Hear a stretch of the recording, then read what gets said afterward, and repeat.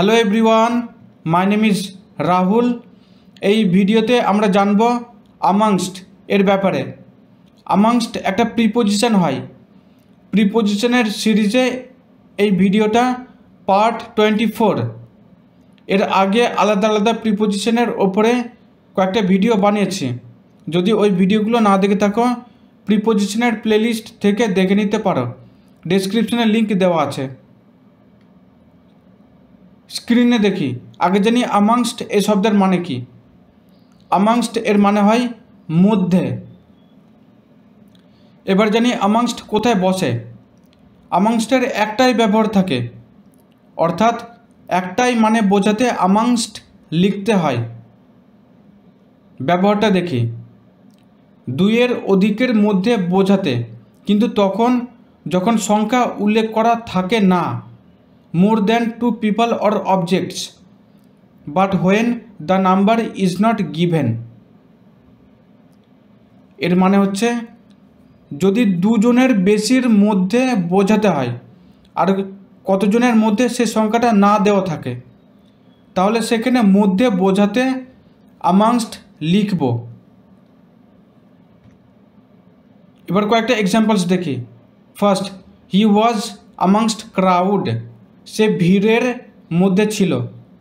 এখানে amongst এর মানে হচ্ছে মধ্যে, কিন্তু কতজনের মধ্যে সে সংখ্যাটা দেওয়া নেই।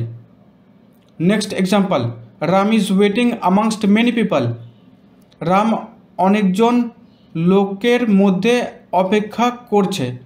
এখানে amongst এর মানে কি আসছে? মধ্যে, কিন্তু কতজনের মধ্যে সে সংখ্যাটা দেওয়া নেই। Next example, Sita is sitting amongst many friends, Sita অনেকজন বন্ধুদের মধ্যে বসে আছে। এখানে amongst এর মানে হচ্ছে মধ্যে, কিন্তু কতজনের মধ্যে সে সংখ্যাটা দেওয়া নেই। Next example, he is watching match amongst many classmates, say match দেখছে অনেকজন ক্লাসের বন্ধুদের মধ্যে।